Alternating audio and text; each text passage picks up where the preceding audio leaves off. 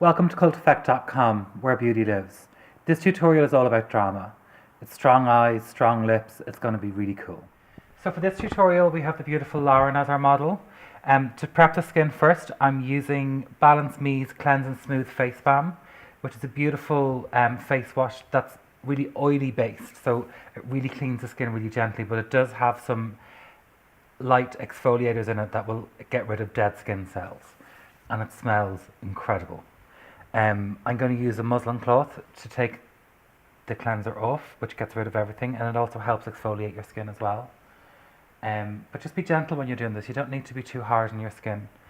Some people really scrub when they're exfoliating their skin. That's actually damaging your skin. If you are gentle, you get rid of more skin actually than doing it the opposite way.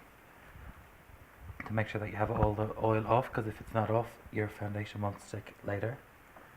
And then after this, I'm going to use Le Creme Concentrate from Ambre Ulysse, which is their iconic moisturizer. It's used all over the world. Millions and millions of products are sold every year. And when you try it, you'll understand why.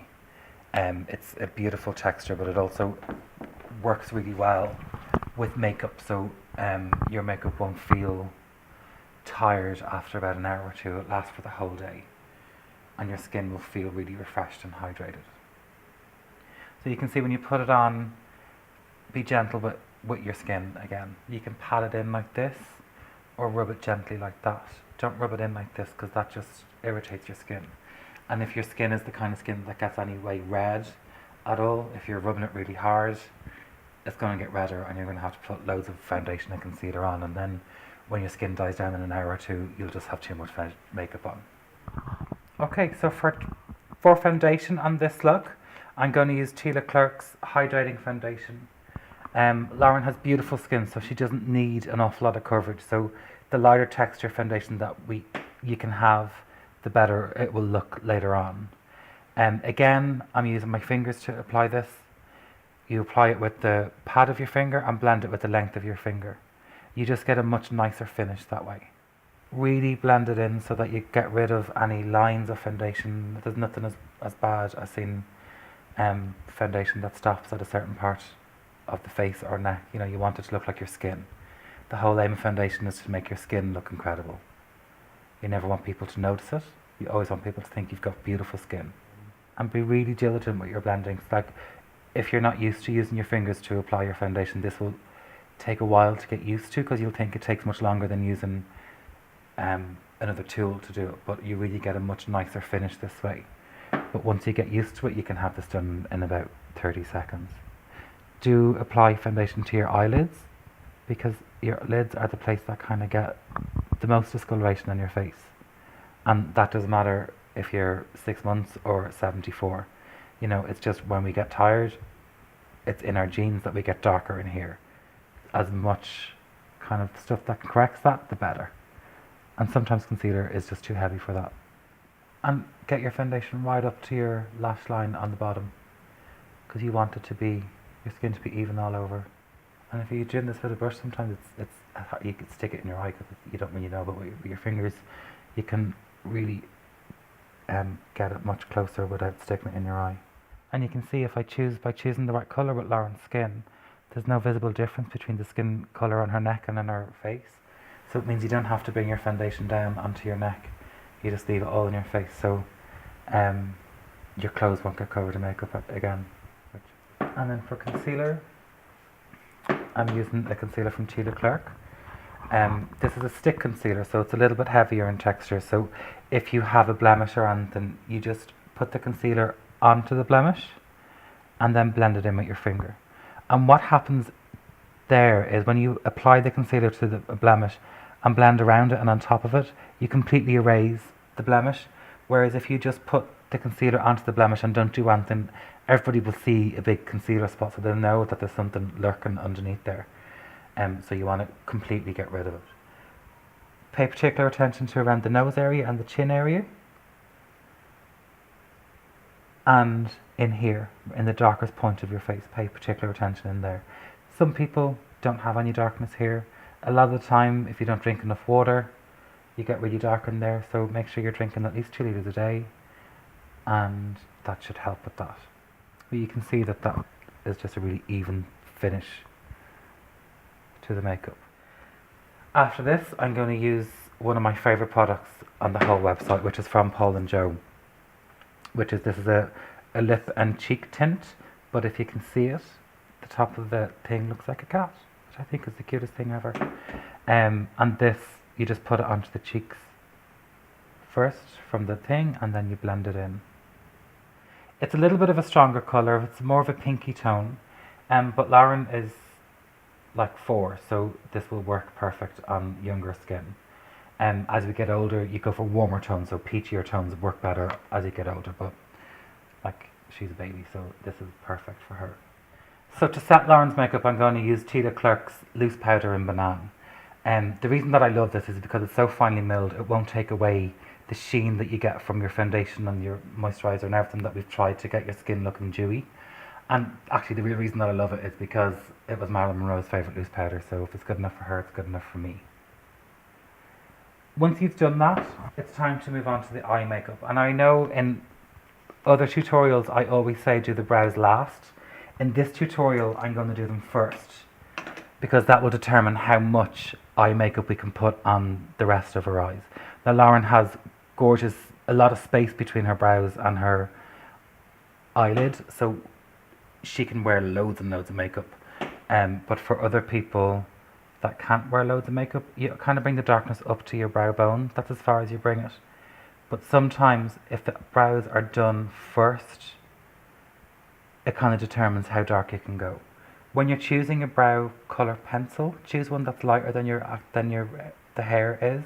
So if you've got like dark brown hair, go for light brown pencil. If you've got medium brown hair, go for a dark blonde pencil. And the reason for this is because an eyebrow pencil, when the product hits the hair, it oxidizes about twice as quick. So it goes about twice as dark as it looks in the pencil. So don't get something that's the same colour as your hair, because then they'll just go too dark. So you can see that's them kind of filled in. I'm going to make them a bit stronger because this is a more dramatic look. And as you can see what I'm doing, it's in short bursts of pencil as opposed to one long line. And that just makes them look more natural. Like obviously these aren't her natural eyebrow shape, but we don't want them to look fake. We want them to look like these are her eyebrows. And you don't want there to be any pencil lines there, so really get the brush in at the top of the pencil and get rid of that. And then that kind of determines what we do. At this point, I'm going to use one of the Tila Clerc's. It's a velvet shadow pen, so it's an eye shadow in a pen format. And they're self-feeding, so you just twist them to get more out. It's makeup for dummies.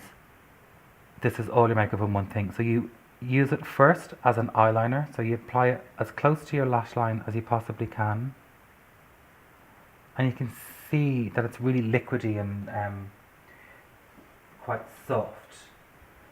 Then you get a blending brush and you blend this in.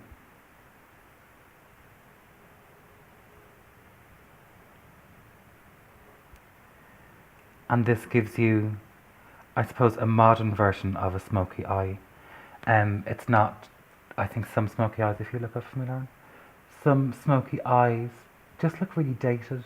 You know, the smoky eye kind of was at the height of fashion in the early 90s, and some people still have the same kind of makeup. Whereas if you do it a bit softer and a bit more interesting with a product like this, it looks more up to date and it won't look dated. And as I said earlier on, you use your brow bone as your guideline of where the darkness should be.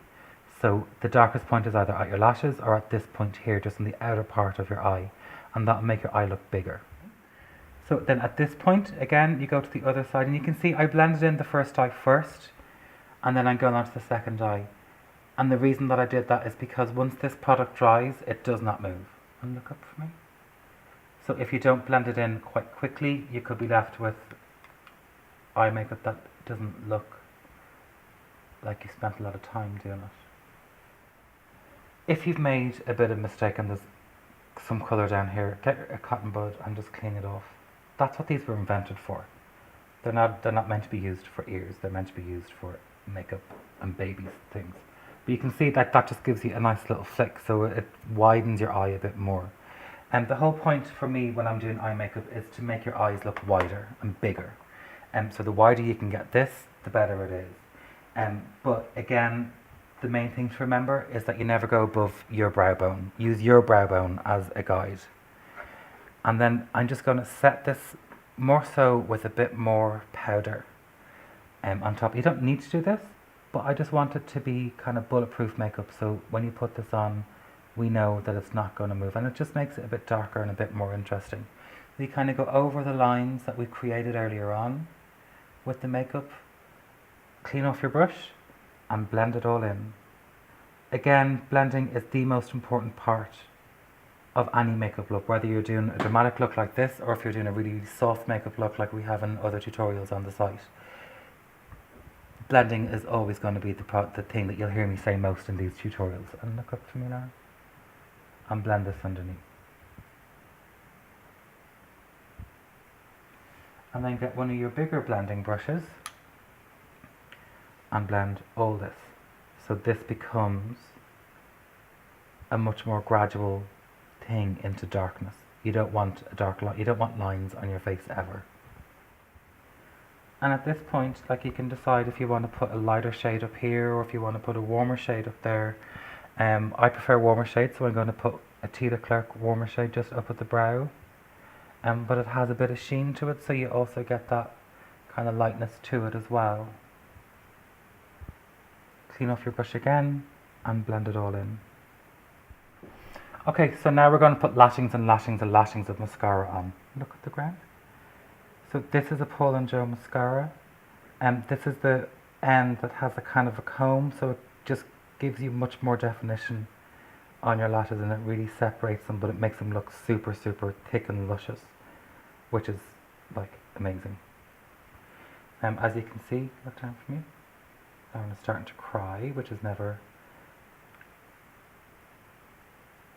a good plan. But sure, we'll poke her in the other eye and hopefully it'll move over there. But we want to get this as close to the root as possible so that your lashes look much longer. And then just look at me. Look up. So at this point I'm going to line the inner part of Lauren's eye with the same pencil that we used on the outside. This is a softer black than using the black liner. I think sometimes the black liner can be quite harsh, but this gives you darkness in there that's cute and nice, but it's just not as harsh. And then if you are the person that gets a bit teary, this is another great use for your cotton buds. Just stick it in the corner here and it soaks up all the excess water on both sides. And that should stop it from leaking. And then last but not least, we're going to use a Tita Clark lipstick. This is number 16 in the Rouge Satin, so it's a really quite a strong red. The one thing about Tita Clark lipsticks is that although the colour intensity is really, really strong, it never compromises on the moisture of your lips. So you'll get a really strong red, but your lips will always feel hydrated, which is great. So you fill in, like what I do is I start in the bottom lip, do the center, do the outer corner, do the outer corner, and then if you close for me, and then do the top lip. I start on the outside, bring it in, on the outside, and bring it in, and to kind of do your Cupid's bow last. I like lips that are not so strongly kind of lined and stuff. I like them to look a bit more bee stung, but that's just my preference. So sometimes I would do lips with like just my finger like this, so you get the colour there, but not the strength and the intensity of a red lip. But that's all personal choice. If you like really strong lips, knock yourself out.